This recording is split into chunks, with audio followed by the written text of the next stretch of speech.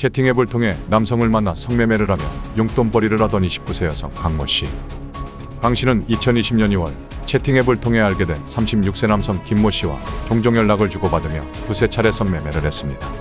그러다 2020년 7월 1일 저녁 강 씨는 김 씨로부터 한 가지 제안을 받았습니다. 돈을 더 줄 테니 손을 묶고 성관계해보는 건 어때?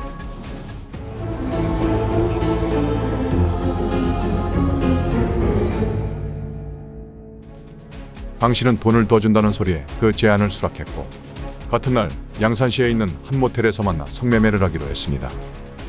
오후 9시 26분경 김 씨는 손을 묶을 용도로 사용할 로프를 구매한 뒤 울산에서 시외버스를 타고 양산에 있는 모텔로 이동했습니다.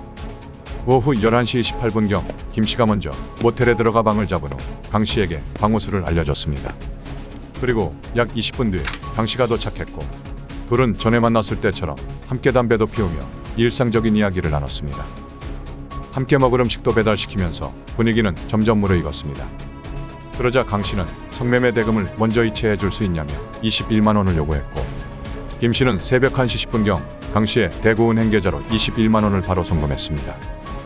새벽 2시 배달 음식도 다 먹었고 이제 남은 건 이 만남의 목적인 성관계뿐이었습니다. 그런데 이때 강 씨는 갑자기 성관계를 못하겠다며 거절했습니다. 김 씨는 돈도 보냈는데 이유가 뭐냐며 따져 물었고 강 씨는 몸이 너무 피곤해서 못하겠다고 했습니다.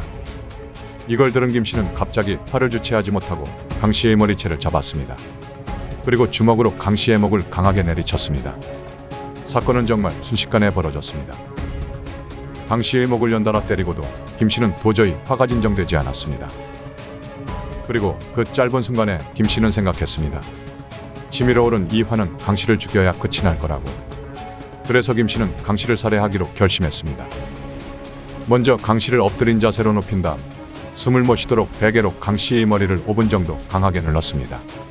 강 씨가 의식을 잃자 이번엔 화장실에 있던 스프레이통을 가져와 뒤통수를 4대 차례 가격했습니다.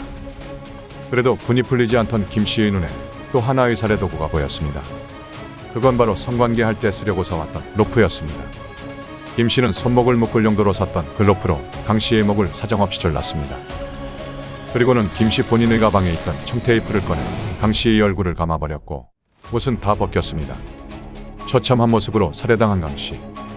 그런데 더 충격적인 사실은 김 씨는 강 씨에 대한 범행을 여기서 멈추지 않았다는 것입니다.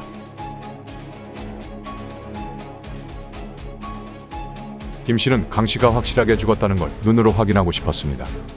그래서 주머니에 있던 담배 하나를 꺼내 들었습니다.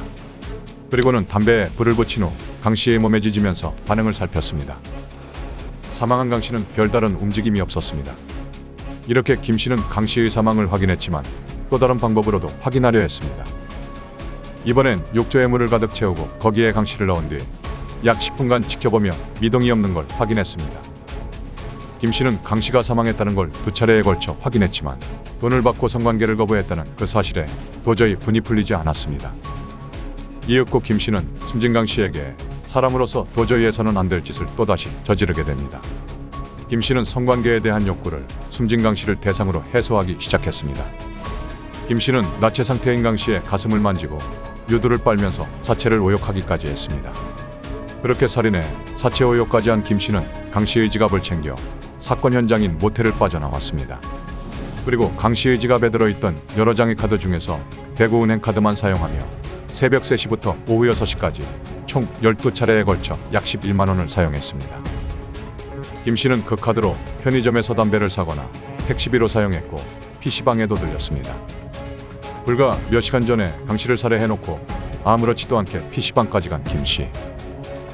김 씨는 조사를 받으면서도 강 씨의 카드를 쓴 건 사실상 본인이 대구은행으로 보냈던 성매매 대금을 돌려받은 것이나 마찬가지이기 때문에 정당한 게 아니냐고 말했습니다.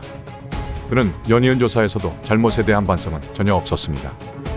사체에 대한 의혹은 성매매 대금을 보내줬는데도 성관계를 해주지 않아서 아쉬워서 그랬고 청테이프로 얼굴을 감은 건 피해자 얼굴 보기가 너무 흉해서 그랬습니다.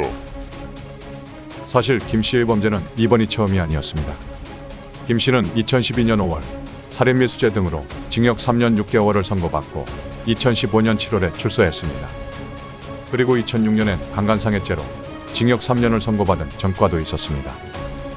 김 씨는 강 씨에게 미안한 감정을 느낀다고 진술하긴 했지만 여전히 피해자가 죽은 건 피해자의 잘못이라며 자신의 범행을 정당화했습니다.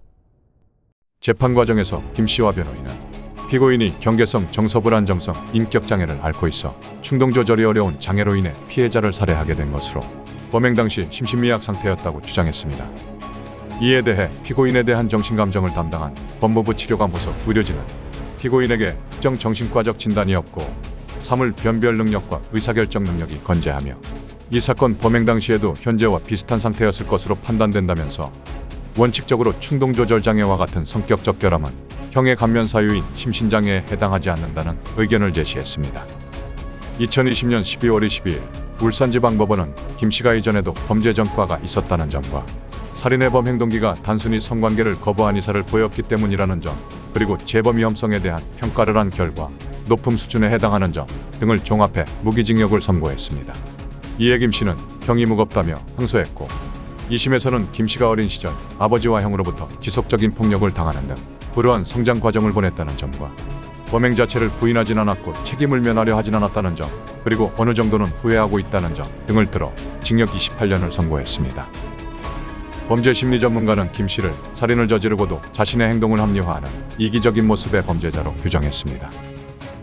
채팅앱을 통해 만난 성매매 여성으로부터 성적 욕구가 좌절당한 남성이 그 순간 내재해 있던 공격성의 이빨을 드러냄으로써 한 사람의 생명을 무참히 빼앗아간 사건입니다.